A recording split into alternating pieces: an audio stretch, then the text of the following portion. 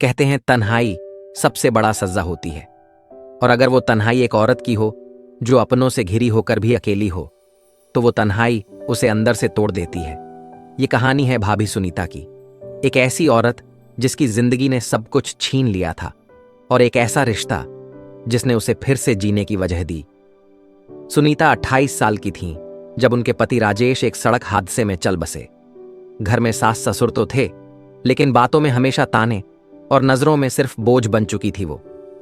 दिन भर अकेली कमरे में बैठी रहती, किसी से कुछ कहती नहीं, बस तस्वीरों को देखती और रोती रहती। लेकिन कहानी यहीं खत्म नहीं होती। एक दिन उसका देवर विवेक शहर से गांव लौटा। वो पढ़ाई के लिए बाहर गया था, लेकिन अब भाई के जाने के बाद घर संभालने आया। वो सुनीता भाभी से पहले की तरह खुलकर बातें करता, हाल चाल पूछता, खाना साथ बैठकर खाता। वो अकेली औरत जो महीनों से इंसानी लगाव को तरस रही थी, उसे अचानक किसी की परवाह महसूस होने लगी थी।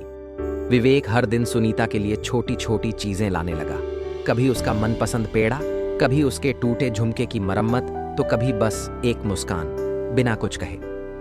धीरे धीरे ये बात घर वालों की नजर में आने लगी। सास की आंखें तरेरने लगी, लोगों की जुबां पर बातें आने लगी। देवर भाभी की ये नजदीकियां ठीक नहीं लगती। गांव के लोग फुसफुसाने लगे, लेकिन सुनीता के चेहरे पर जो रौनक लौट आई थी वो कोई नहीं देख पाया।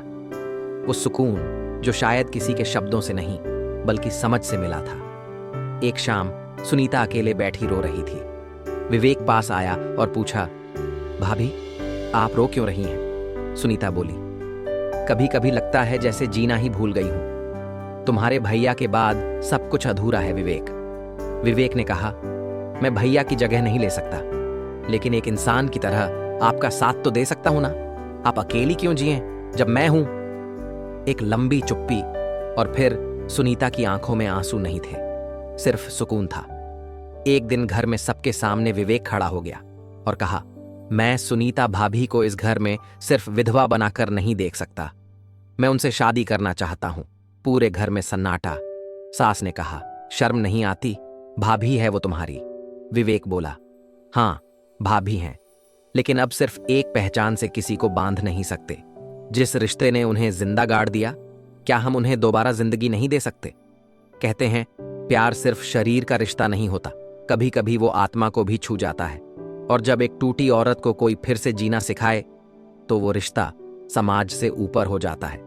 सुनीता और विवेक ने समाज की परवाह किए बिना शादी की, और आज वो दोनों मिलकर उस घर को भी संभाल रहे हैं, और एक दूसरे की टूटी आत्मा को भी। शायद हर विधवा को एक विवेक न मिले, लेकिन हर इंसान को एक ऐसा साथ जरूर चाहिए जो उसे उसकी खामोशी में भी समझ सके।